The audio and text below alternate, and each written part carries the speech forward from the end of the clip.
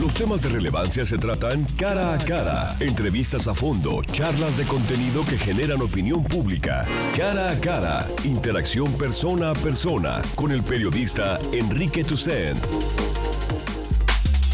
Muy buenos días, las 9 de la mañana con 6 minutos en la ciudad de Guadalajara. Comenzamos este penúltimo lunes del mes de junio en Cara a Cara.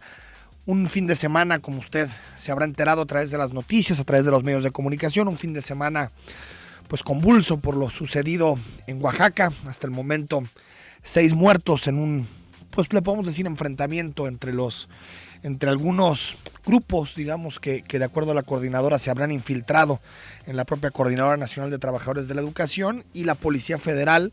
Esto sucedió el día de ayer. Hay versiones de todo tipo en relación a estos hechos y creo que este asunto de la coordinadora, este tema que tiene que ver con la reforma educativa, nos dará para muchísimas discusiones en los siguientes días. También inició la semana con una polémica que no es nueva, pero una polémica que se sigue alimentando sobre quién es el responsable de lo que está sucediendo en zona metropolitana de Guadalajara en materia de inseguridad. El fiscal le echó la bolita a los comisarios metropolitanos, en particular a Salvador Caro. Enrique Alfaro respondió diciendo que en realidad el problema tenía que ver con una mala percepción de los datos de parte del gobernador, es decir, que no estaba informado. Es decir, en materia de inseguridad seguimos con un problema de competencias, un problema de responsabilidades en donde comisarios y fiscal se tiran la bolita día a día. Y también cerró la semana pasada con una polémica, particularmente en la renovación de comisionados en el ITEI. Y para platicar sobre este tema tenemos a Alberto Vallardo. Alberto, él es el presidente, o digamos directivo del Consejo Consultivo para la Renovación en el ITEI. ¿Cómo estás, Alberto? Muy buenos días. Alberto Vallardo, ¿andas por ahí? ¿Me escuchas? Sí, Alberto, ¿me escuchas? ¿Cómo te va? Muy bien, un saludo a ti y a todo tu auditorio. Buenos días. Gracias, Alberto. Platícanos cómo todo este tema del ITEI. Primero, cómo se elaboró el examen, cómo se empezó a registrar, y después lo que nos enteramos a los últimos días de la semana pasada, que tuvo que ver con algunas filtraciones o posibles filtraciones de los resultados. Sí, mira, todo el proceso se ha estado trabajando bajo el principio de máxima revelación, como lo establece la propia ley. Sí. Entonces, para evitar cuestiones también de interferencias indebidas, lo que la propia ley ya preveía era que el Consejo Consultivo, del cual soy ahorita el presidente, sí, tendría que convocar a varios especialistas, por lo menos a 5, para que elaboraran y calificaran el examen de conocimientos que se aplicará a los aspirantes. Que esto, digamos, es un cambio que se hizo, es único a nivel nacional, en el que este proceso queda fuera de las manos de los diputados, sí. Esta cuestión más bien técnica. Entonces, bueno, nosotros convocamos a varios expertos. Al final de todos los que invitamos, 8 aceptaron, y entre todos ellos elaboraron, digamos que se repartieron. Invitamos a 8, 7 elaboraron el examen, y otros 7, porque hubo 2 que no pudieron estar en todo el proceso, lo calificaron, pero bueno, se repartieron entre ellos la elaboración de los 50 reactivos en los que consistía el examen, que se diseñó para contestarse en 2 horas, pero bueno, se les asignaron 3 horas para que lo contestaran. Para redactarlo, sí. Así es, y de hecho la mayoría de los participantes se tomaron las 3 horas para contestarlo. El examen siempre estuvo resguardado, de hecho se imprimió a última hora, ya justo cuando se iba a aplicar, y además ahí todos los sellamos y etiquetamos cada uno de los exámenes con el código que se le había asignado a cada uno de los aspirantes. De acuerdo. Y es el único dato que tenía de identificación. Okay. De manera que una vez que se recogieron los exámenes, se le entregaron a los expertos que los iban a calificar, los mismos que elaboraron el examen, y ellos no sabían, en ningún momento supieron quién era el que había... El que estaban calificando, ¿no? Así es, era una calificación a ciegas en ese sentido. Claro. Y el procedimiento fue que sesionaron los 7 expertos invitados para calificar, y calificaron de manera colegiada, es decir, los 7 al mismo tiempo calificando una por una cada una de las respuestas presentadas. Sí. es decir, no, ahí no hubo tampoco pues lugar a sesgo porque se discutieron si se le asignaba 2 puntos, que era lo máximo a cada respuesta, 1 punto o ninguno, según la calidad de la respuesta. Y esto fue lo que se nos entregó pues la lista de los resultados ya, ¿no? De los resultados. Y que bueno, pues la ley no preveía en ningún momento en qué momento se podría hacer pública, podríamos decir en cualquier momento. Y de este tema de las calificaciones únicamente es lo que hubo una filtración bueno, sabemos si fue filtración o fue robo de datos, eso sí estamos investigando. Pero el hecho es que empezaron a circular en las redes sociales las calificaciones se supo bueno, una toma de pantalla del WhatsApp, ¿no? Sí, era una toma de pantalla, no sabemos de dónde salió, eso todavía se está investigando, pero bueno, sí venían ahí los resultados de quienes habían pasado, no sabemos, te digo, todavía cómo estuvo esto. Y en ningún momento, no afecta para nada lo fundamental, que era la aplicación del examen en condiciones de equidad para todos los aspirantes.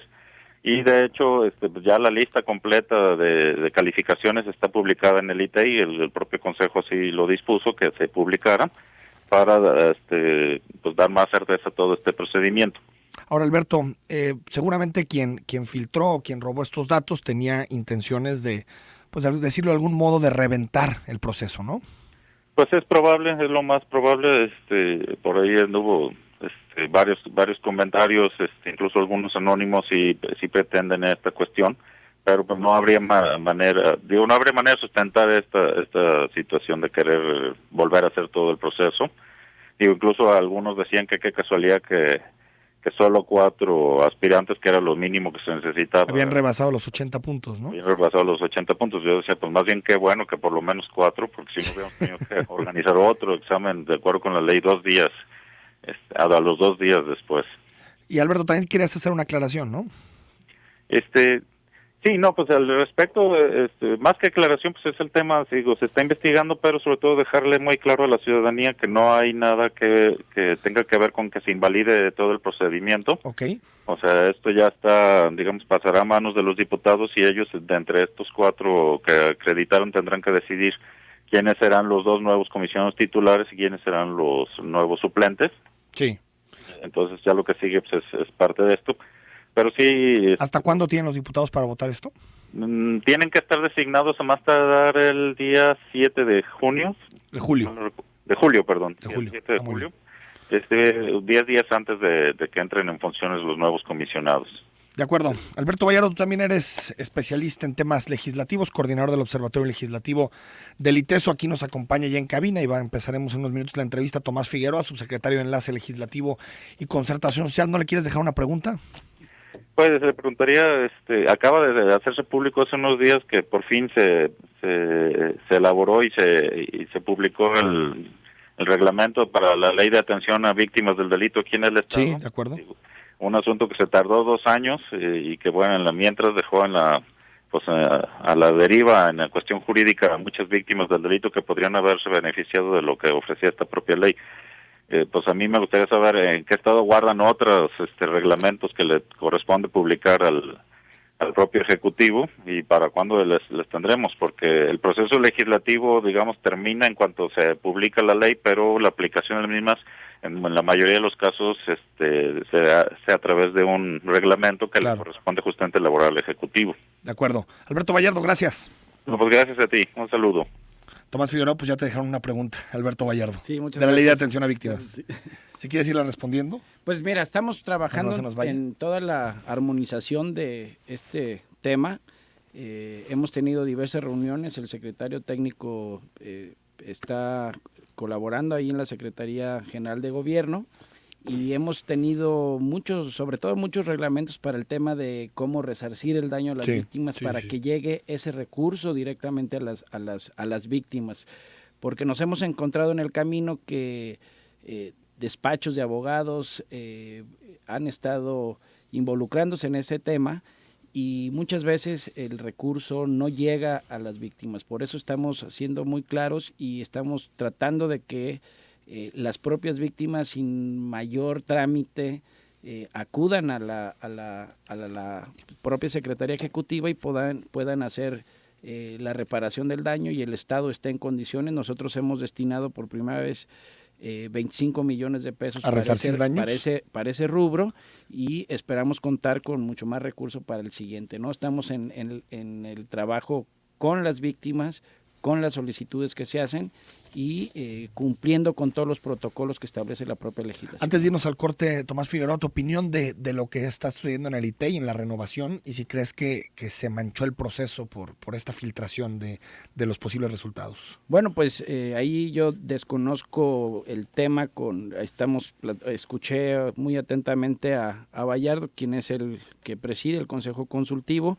A mí me parece que este ejercicio que ha hecho el ITEI, o más bien este Consejo Consultivo, ha sido despartidizar la designación, es decir, hacerlo muy técnico, porque los consejeros o los comisionados del ITEI forman parte de la estructura, hacen ponencias, revisan la documentación, y es importante que sea gente técnica especializada en el tema de transparencia, y entiendo que se hizo ese proceso alejado de lo que hacía el propio legislativo, y ellos han llegado a una conclusión. Ya lo escuchamos a Vallardo, y yo espero que en próximas fechas el legislativo revise esa documentación, y en caso de que hubiese alguna irregularidad en el proceso, pues que se responda o que se analice de manera correcta, ¿no?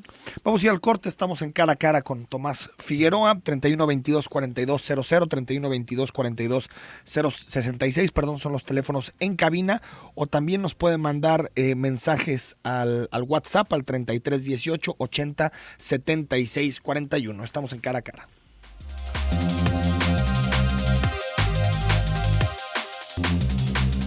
De la mañana con 20 minutos. Tomás Figueroa, subsecretario de Enlace Legislativo y Concertación Social. Hay muchísimos temas en la agenda. Podemos decir que la subsecretaría que tú conduces tiene dos ejes, ¿no? Enlace Legislativo, la relación con el Congreso, pero también la relación con algunas organizaciones sociales. Y aquí hay un tema que se me haría interesante primero plantearte, Tomás, que tiene que ver con la relación con la disidencia magisterial. Y si en Jalisco puede pasar algo similar a lo que está sucediendo en otros estados como Oaxaca, Chiapas, Guerrero. Es decir, ¿habría problemas en la relación con la disidencia magisterial en Jalisco? No, mira, ahí es un asunto que se ha conducido de manera importante. Desde la Secretaría General de Gobierno, el propio secretario de Educación han mantenido informados a los profesores desde la implementación de la legislación. Los exámenes que se estuvieron realizando todos los fines de semana estuvieron con mucha y bastante información para poder asistir a estos exámenes de evaluación, y siempre se tuvo contacto permanente a través del secretario general de Gobierno y el propio secretario de Educación con los distintos sectores y con los distintos profesores en esta etapa de evaluación. Yo lamento mucho que en Oaxaca se esté dando este tipo de eventos, porque a diferencia en Jalisco siempre hubo comunicación con ellos, siempre se les explicó la necesidad de que tendrían que ser evaluados para poder estar frente a los alumnos y poder recibir una mejor calidad en la educación. Creo que en esa parte los profesores han sido muy atentos, muy responsables en cuanto a la implementación de esta nueva legislación, y la comunicación con ellos ha sido desde mi punto de vista eficiente, y por lo que aquí no ha habido ningún problema. Entonces descartan cualquier foco rojo relacionado con la CENTE, con la disidencia. Siempre está latente cualquier tipo de conflicto, pero inmediatamente, insisto, la Secretaría General de Gobierno, el secretario general Roberto López Laras es enfático y ha sido muy atento en estar de manera diaria informando a los profesores y el propio secretario de Educación, ¿no? La semana pasada, Tomás Figueroa, se aprobaron muchas de las leyes que serán cimientos del Sistema Nacional Anticorrupción a nivel federal en el Congreso de la Unión. Algunas ya pasaron por las dos cámaras, otras nada más han pasado por el Senado. Y empezó este debate sobre si los diputados federales, en particular también los senadores, habían descafeinado la ley 3 de 3. El gobernador del estado salió en esos mismos días a decir que él estaba de acuerdo con una ley que fuera mucho más dura y que tuviera dientes. ¿cuándo mandará esa iniciativa el gobernador del estado o si se esperará que llegue de la federación la ley aprobada? Bueno, lo que nosotros estábamos trabajando era el sistema estatal anticorrupción. Desde ya tenemos prácticamente desde el inicio de la legislatura, incluso en la propia toma de protesta de esta legislatura, el gobernador anunció 33 iniciativas que presentaría a lo largo de este periodo con la legislatura, entre ellos el sistema estatal anticorrupción. Nosotros estuvimos esperando a que se hicieran las leyes secundarias, que esto ya ocurrió como bien señalas. Sin embargo, al revisar esta aprobación o esta discusión que se dio en el Senado y que se está discutiendo ahí en la Cámara de Senado, en la Cámara Baja, tenemos nosotros distintas opiniones. El gobernador siempre ha dicho que debe de haber máxima publicidad, que debe de insertarse de manera importante, incluso bajo los formatos que sugiere la organización encargada de la iniciativa que se presentó de 3 de 3. Tan es así que aún y que no fuera obligatorio, el propio gobernador instruyó a todos los integrantes del gabinete a presentar esta iniciativa de 3 de 3 y a la fecha todos y cada uno de los secretarios del gabinete, incluso subsecretarios, tienen presentada esta... Bueno, faltaron algunos, ¿no? Como el consejero Enrique Dau, por ejemplo. Él no la presentó. Él no le toca porque no forma parte del gabinete ampliado. Él es consejero. Pero tú tampoco, él es consejero. Yo soy subsecretario. Pero también formas parte del gabinete ampliado, ¿sí? A nosotros nos correspondió de la Secretaría General de Gobierno los 3 subsecretarios y todos los titulares de cada uno de las distintas secretarías. Ahora, Tomás, antes de pasar, porque quiero revisar ese ejercicio también del 3 de 3 que presentaron, digamos que el gobernador tiene la potestad perfectamente de mandar una iniciativa para hacer una ley 3 de 3 real y concreta. ¿Lo hará? Así es. De hecho, está presentada una, en el caso del Congreso, por distintas fracciones parlamentarias.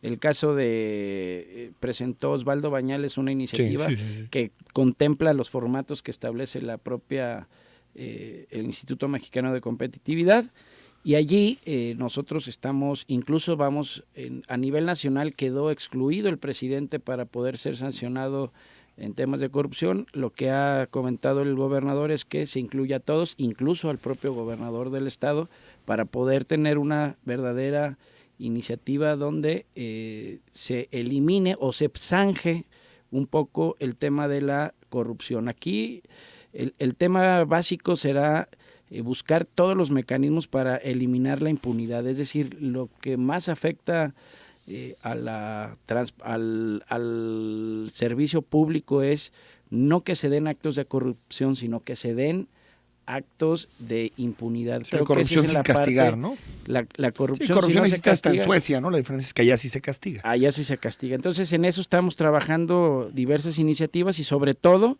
que es un tema de voluntad política, y en eso el gobernador ha sido enfático en eso, que cualquier funcionario que cometa un acto de corrupción sea sancionado de manera ejemplar, ¿no? Ahora, Tomás Figueroa, ¿no crees que fue mal recibido el ejercicio del 3 de 3 por buena parte de la opinión pública? Porque, pues digamos, parecía un ejercicio de simulación, porque muchos secretarios, pues al parecer no ponían muchas de sus propiedades, no tenían demasiadas propiedades, unos no tenían ni auto. ¿Crees que se debe perfeccionar este ejercicio para que realmente los secretarios pongan lo que tienen?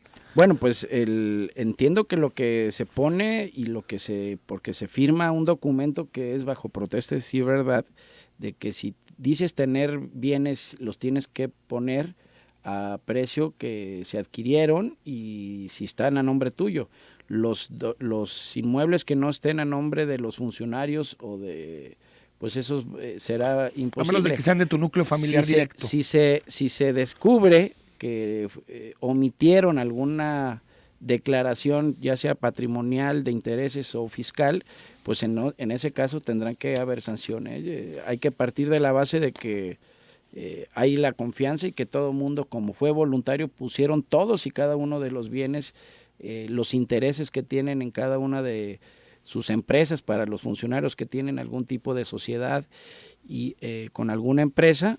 Y bueno, pues en ese sentido, si se descubre que no hay que no pusieron los datos reales, pues tendrá que haber las sanciones correspondientes. Y también, ¿no? Por ejemplo, la fiscal era obligatoria para todos, Porque, por ejemplo, en varios, la fiscal, y creo que es tu caso también, la fiscal aparece nada más un señalamiento que dice cumplió con sus obligaciones fiscales. Eso es lo que... Pero no sale detallado ni desglosado. Eso lo establece la propia iniciativa, es que hayas cumplido con la... Pero no se transparenta entonces. Voluntad de entregar, porque hay que recordar que el SAT hace una investigación, cruza información con los reportes que uno tiene. En el caso, tú me lo preguntas, en el caso mío, a mí yo no tengo ninguna sociedad, ningún negocio. Yo siempre declaro los impuestos que me descuentan de la nómina, y allí establece y yo siempre hago mi declaración anual donde... Entonces digamos que la fiscal y la patrimonial estarían totalmente vinculadas, digamos. Exactamente. O correspondería una a otra. Así es. Y bueno, para terminar este tema de la ley 3 de 3, Tomás Figueroa, ¿qué opinas de al parecer el PRI va a dar marcha atrás del famoso 3 de 3 para empresarios? ¿Tú crees que en Jalisco tendría que aplicarse? Bueno, pues ese es un asunto que está a la discusión, y yo estimo y espero que estos foros, ahora que se discuta la legislación estatal, es decir, el sistema estatal anticorrupción, se valore mucho los empresarios que tengan relación comercial con el propio Estado por distintas vías, para que, porque la corrupción, Enrique, si bien es cierto, el funcionario tiene mayor... claro, es el que defiende el interés público, es el mayor responsabilidad. Mayor ¿no? responsabilidad, y claro, que puede incluso inducir a que esto se dé, haciendo trámites lentos o tortuosos para los ciudadanos, que también los funcionarios, que también los gentes que tengan relaciones comerciales con el Estado pudieran presentar su declaración 3 de 3, ese sería un buen inicio, pero yo esperaría que esto se derive de unos foros que entiendo el propio legislativo estará realizando para hacerse llegar de propuestas y enriquezcamos esta iniciativa 3 de 3. Creo que lo más importante, Enrique, es que en Jalisco siempre, y no solamente en este sentido, sino en el caso de transparencia, siempre hemos ido 2 o 3 pasos adelante de lo que se lleva a nivel nacional. En la parte electoral también Jalisco siempre estuvo a la vanguardia, y yo espero que en este sentido tampoco el Estado pierda el liderazgo de tener una mejor legislación con el único propósito de ir erradicando paulatinamente la corrupción. Vamos al corte en Cara a Cara. Les recuerdo los teléfonos en cabina: 3122-4200, 3122-4266. Ya están llegando, unos mensajes de WhatsApp. Ahorita los leemos: 3318-80-7641. Mándenos un mensaje. Regresamos.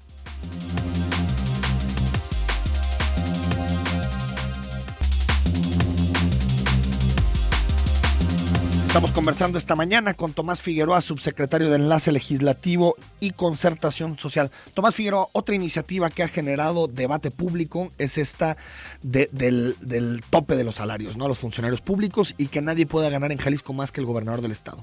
Sin embargo, aunque lo niegan, muchísimos funcionarios siguen ganando más que el gobernador del estado. ¿Por qué no se han hecho estas adecuaciones? Bueno, las adecuaciones ya está publicada la iniciativa que se presentó por parte del gobernador, y simplemente pues hay que hacer en este caso las denuncias correspondientes. Por ejemplo, el TAE, que todos ganan más. El tema es, hay que revisar muy bien, porque el salario no hay que perder de vista que se divide en el salario base y el salario, sí, y la compensación que reciben algunos de los funcionarios. Sobre el tema, algunos han estado discutiendo sobre si esta legislación, a partir de que se publicó, se les puede aplicar de manera retroactiva o no.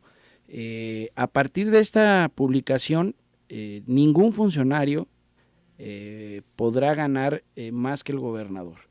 Los que ya estaban ganando más, habría que hacer una revisión de cada uno de ellos, por si es el salario base, exacto, ¿no? Porque entiendo que la, digamos, que pueda llegar a revocarse ese salario es muy complicado, porque al final la retroactividad favorece a la persona, y por lo tanto ellos pueden defender su sueldo y decir: me lo dieron antes que se aprobara esta ley, ¿no? Eso, hay un principio que básicamente establece eso, que no se le puede aplicar de manera retroactiva, pero hay que revisar, insisto, de manera puntual cuáles son estos salarios, porque la iniciativa habla del salario, y el salario se conforma del salario base, que tiene que ver con las prestaciones, el apoyo que se les da por transporte público, etcétera, etcétera, ¿no? Creo que habría que revisar el caso específico. Lo cierto es que a partir de esta publicación, ningún funcionario estará por encima del salario que tenga el propio gobernador del estado de Jalisco, pero y se pone la base, ¿no? Pero entonces, Tomás, el gobernador, hasta donde recuerdo, gana 166,000 pesos, ¿no? Ese es su sueldo base. Entonces, también habría que sumarle al gobernador todos los apoyos extras que existen, como vivienda, como comidas, todo eso también para determinar el salario global. Eso lo integra, los 166,000 pesos, eso integra todos esos apoyos. Es decir, no recibe nada más público. No recibe nada más de su salario. Claro, tiene apoyo por ser el ejecutivo, de asistencia, de vehículos, incluso pues vive en la casa de Casa Jalisco, ¿no? Que eso pues cuesta dinero a los contribuyentes, ¿no? Pero como salario, esa es la parte que le corresponde, en donde está integradas todas sus prestaciones laborales, ¿no? Tomás Figueroa, comenzará también la discusión sobre un asunto que genera mucha polémica entre los ciudadanos, que tiene que ver con el dinero de los partidos políticos. Hay que recordar que se aprobó una ley de participación social, creo que se terminó llamando, porque la de Movimiento Ciudadano era ciudadana y la que tú propusiste era democrática, o el PRI propuso era participación democrática y terminó siendo participación social. Pero viene la segunda parte, que es la parte del debate sobre la reforma política, que es todavía más estructural. Y me gustaría que me dijeras si el PRI, si el gobernador del estado estaría a favor de que se disminuyera el dinero a partidos. Bueno, pues eso ha sido una discusión amplia. El gobernador ha mencionado de manera puntual que había que hacer una revisión de lo que se entrega a los partidos políticos, toda vez que los partidos políticos requieren de recursos para hacer, cuando están en periodo electoral, para presentar sus plataformas, sus propuestas que presentan sus candidatos, y el financiamiento que tendrán que recibir derivado de la Constitución dice que es público, y otro recurso es privado. Sin embargo, nosotros, y así lo ha comentado el gobernador, tendremos que, sobre todo, la base con la que se calcula este financiamiento. Actualmente el financiamiento se calcula un porcentaje del salario mínimo, que ya dicho sea de paso, ya no será el salario mínimo, sino las unidades. Sí, ya está desindexado. Entonces, ya está desindexado, y contra el padrón electoral. Exacto. Que siempre crece. Lo que se ha propuesto es que sea con base en la última votación que obtienen los partidos políticos. ¿La tasa de participación o votación? La participación, de cada partido, así es. Ok. Para que porque sobre esa base se toma en cuenta el resultado actualmente. No, actualmente se calcula 70% sí tiene que ver con su resultado, ¿no? 65% del salario mínimo contra el padrón. Okay. Esa es la base la para general. La bolsa general. Ya. Y a cada partido se le otorga con base en los resultados que obtuvieron en la elección anterior. Ahora la propuesta, al menos eso es lo que se ha comentado, sin embargo, insisto, será cosa de que se discuta en el propio legislativo, pero la base, y yo aquí lo hablo a título personal, sería sobre la base de los resultados de todos los que fueron a votar. La tasa de participación. La tasa de participación. ¿Por qué? Porque eso hace que los partidos políticos vayan más, presenten mejores propuestas, presenten mejores candidatos para que acuda la gente a votar, y sobre esa base podría ser un arranque para calcular el propio financiamiento o la bolsa general, y pudieran tener algunos incentivos los propios los propios partidos para poder invitar a los ciudadanos a que acudan a las urnas, presenten buenas propuestas y sobre todo buenos candidatos para que tengan una mejor recepción. Creo que el financiamiento... Hoy en día, siendo año no electoral, reciben 260 millones de pesos, hasta donde tengo entendido, los partidos políticos para 2016. Es decir, esta nueva fórmula podría hacer que se fueran a la mitad los partidos, a 130 millones, porque es lo que jalan en términos electorales. Eso es lo que el porcentaje aquí en Jalisco, siempre que está por encima de la media nacional, habla del 54, 56% de participación, y sobre esa base se podría calcular el financiamiento. Sin embargo, ¿estás de acuerdo en eso? Yo estaría de acuerdo en que sea... Aunque el gobierno del estado todavía no tiene una posición. Porque esa es una situación que se tendrá que ver incluso a nivel nacional, Enrique, porque es un asunto federal. Es una ley general de partidos donde establece este mecanismo, y que también se empiece a discutir no solamente el tema del financiamiento de los partidos políticos, sino también el acceso que tienen a los medios de comunicación. Creo que la reforma o la última reforma se exageró y llegamos a al ridículo de tener cada 5 segundos spots de los propios partidos que incluso en algunos casos parecen innecesarios, y eso ha logrado, o desde mi punto de vista, que la ciudadanía se fastidie. Un hartazgo, ¿no? Un hartazgo con lo público, con lo político, y creo que tendremos que revisar a nosotros como parte del Estado, como funcionarios, tendremos que revisar esa y otras adecuaciones que se hicieron a la legislación, que en su momento fueron necesarias, pero creo desde mi punto de vista que se nos pasó la mano y tendríamos que hacer un ajuste en financiamiento, en el acceso que tengan los partidos a los medios de comunicación. Es muy importante que los ciudadanos conozcan las plataformas políticas, sus candidatos, pero creo desde mi punto de vista que se exageró. El modelo está agotado, ¿no? El modelo de comunicación política, el modelo de comunicación pública, ¿no? Así es, y toda vez que en ese inter, bueno, pues están las redes sociales, que es un tema que también que habría que revisar para legislar. Yo soy partidario siempre de no sobreregular estos temas. Hay que poner los mínimos para poder tener una contienda y una armonización, y sobre todo que invitemos a los ciudadanos a que participen de manera más activa en los asuntos públicos sin llegar a lograr el hartazgo que desde mi punto de vista hoy tiene la ciudadanía frente a lo público, ¿no? Tomás Figueroa, se aprobó, como decíamos hace algunas semanas, la iniciativa de la ley de participación social con distintas figuras. La que más llamó la atención en su momento fue la revocación de mandato, y preguntarte si ya le podrá tocar al gobernador enfrentar algún tema de revocación de mandato. Sí, incluso la iniciativa que se presentó en enero por parte del Ejecutivo establecía incluso la posibilidad de que se le aplicara al propio gobernador, porque no podríamos presentar una iniciativa de revocación de mandato sin que se aplicara a todos los cargos, a todos los cargos, ¿no? Y la periodicidad, perdón, Tomás Figueroa, es decir, ahorita que ya pasó la mitad de su mandato, ¿se le puede todavía aplicar? Sí, porque la propia legislación establece que es justo cuando pase la primer mitad de su periodo y durante 4 meses, 120 días, podrá ser solicitada por el 0.5% de ciudadanos. 0.5. Para poder hacer la solicitud de revocación de mandato del gobernador o de cualquier funcionario que haya sido electo popularmente. Aunque faltan las secundarias todavía, ¿va? No, ya están las secundarias, ya se publicó el jueves pasado, justo se publicó la reforma a la Constitución, sí, con estas figuras de participación social o participación democrática, y también se hicieron las adecuaciones al propio Código Electoral, donde ya vienen algunas de las figuras. ¿Qué necesitas? ¿Que participen más que la votación anterior para revocar mandato? Es decir, así es, tendrá que participar primero una solicitud con las causas que establece la propia legislación. Déjame ir al corte y nos platicas las causas y todo de revocación de mandato. Estamos en Cara a Cara.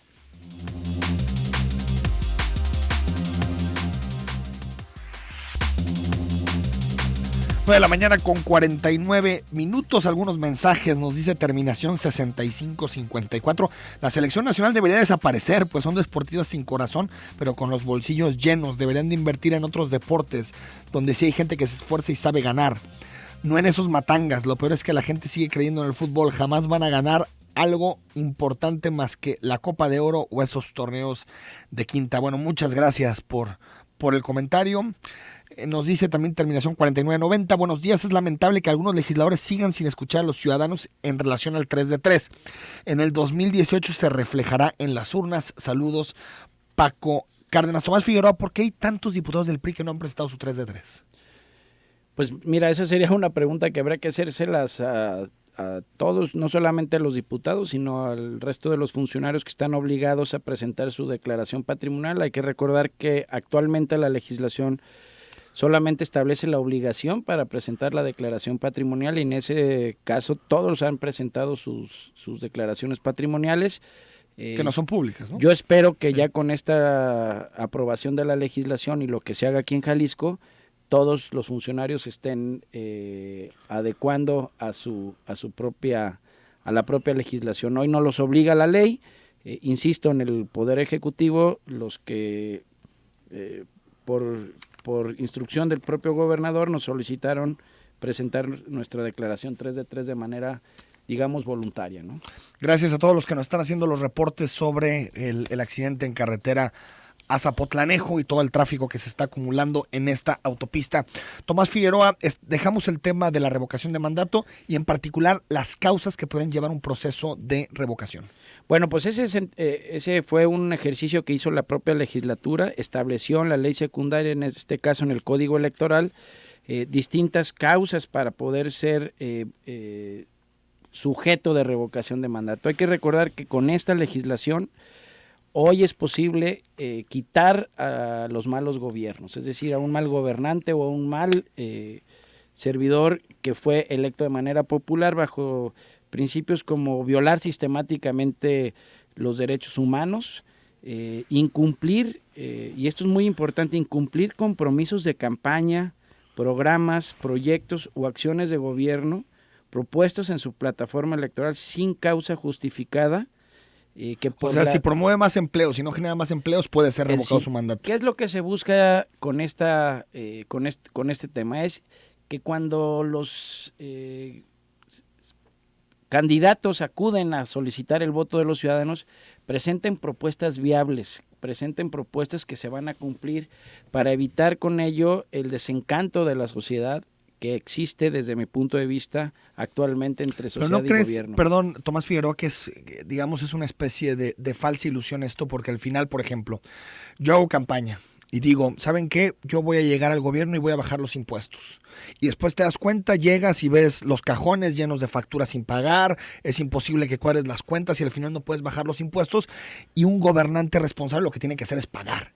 O sea, ¿no crees que esta iniciativa puede llevar acciones demagógicas como bajar impuestos cuando no se puede, por ejemplo? Precisamente es evitar que los candidatos presenten ese tipo de propuestas de campaña. Pero si no sabes que hay ese problema en el gobierno, pues la presentas porque crees que es lo más sensato. Pues los que quieran tener un cargo de elección popular tendrán que hacer una revisión puntual. Nadie se va a comprometer a nada. No, se tendrán que comprometer a cosas que tendrán que cumplir y si no, existe, incluso por eso lo puso así el legislador, que no existiera una causa justificada. Es decir, se puede hacer una propuesta de campaña en tu plataforma electoral, pero hay una causa justificada que justifica que no se haya cumplido y sobre ese entendido. ¿Y quién determina la causalidad del tribunal? La causalidad la va a determinar el Tribunal Electoral. No va a ser una decisión que dependa ni del servidor público ni de los ciudadanos, sino del Tribunal Electoral. Será quien calificará. El instituto recogerá esta solicitud, la remitirá al propio Tribunal Electoral, ellos revisarán, incluso van a llamar al propio sujeto a revocar y para que dé su versión de los asuntos, una audiencia pública. Una audiencia pública y que deberá ser transmitida para que todos vean por los distintos medios de comunicación esa audiencia y el tribunal resolverá si procede o no esta revocación de mandato y se convocará el proceso revocatorio. Figueroa, nos quedan 3 minutos ya para despedir el programa. ¿Por qué los diputados, si tú tienes ahí la relación con los diputados de parte del Ejecutivo, no aprueban las reformas en materia de matrimonio igualitario? Incluso ya el gobernador dijo que estaba a favor, la mayoría de las bancadas han dicho que están a favor y sin embargo no la aprueban. Pues mira, ese es un asunto que... Pero seguro tú lo has platicado con ellos, nosotros, ¿no? Hemos tenido diversas reuniones con los coordinadores parlamentarios. Hay un listado de pendientes que tenemos, incluso por resoluciones incluso de la Corte, que ya tendrán que porque están llevarse a cabo.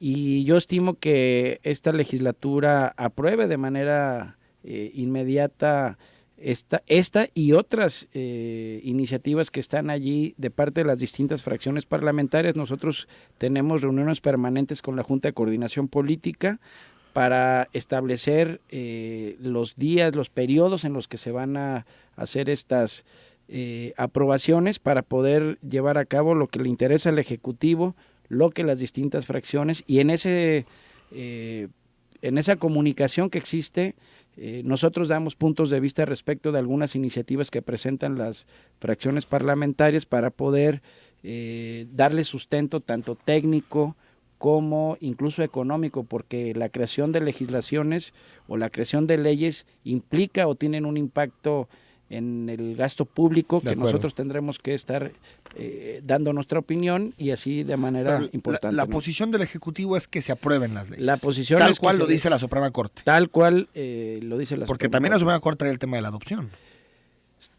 Como se ha resuelto, incluso... todos los derechos, dice la Corte. Todos los derechos tendrán que, el gobernador ya lo ha dicho en repetidas ocasiones, hay que recordar que aquí incluso en el tema de la libre convivencia y en el caso de del aumento del gramaje, en el caso de la marihuana, aquí Jalisco lo dijo puntual, íbamos por la legalización, cosa que sucedió después a nivel nacional, y en ese ejercicio todas las libertades al ciudadano con las cuestiones que el propio Estado establece, ¿no? Ahora, en el caso de la marihuana, Tomás, pasó a nivel federal nada más la parte medicinal, la parte del aumento en el gramaje todavía no ha pasado en ningún dictamen.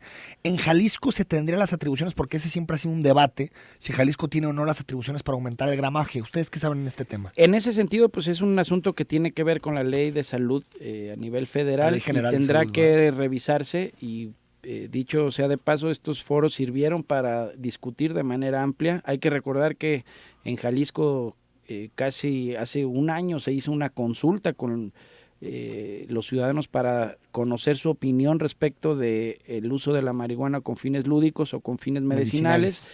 El 85% estuvo a favor de la medicinal, ¿no? De la medicinal, y el 85% estuvo en contra del el uso lúdico, ¿no? Creo que eso es importante, y con estas herramientas con las que se están aprobando y que se publicaron el día de ayer y que cobran vigencia a partir del viernes, esperemos que los responsables de gobernar acudan y pregunten a la sociedad sobre distintos temas, de este y otros temas, para poder comenzar a involucrar a los ciudadanos en la toma de decisiones, involucrarlos en los asuntos públicos para poder tomar las mejores decisiones que afectan a nuestra sociedad. Tu relación con Movimiento Ciudadano, Tomás Figueroa, hubo en su momento dimes y diretes entre tu persona e Ismael del Toro, quien es el coordinador de los diputados de MC.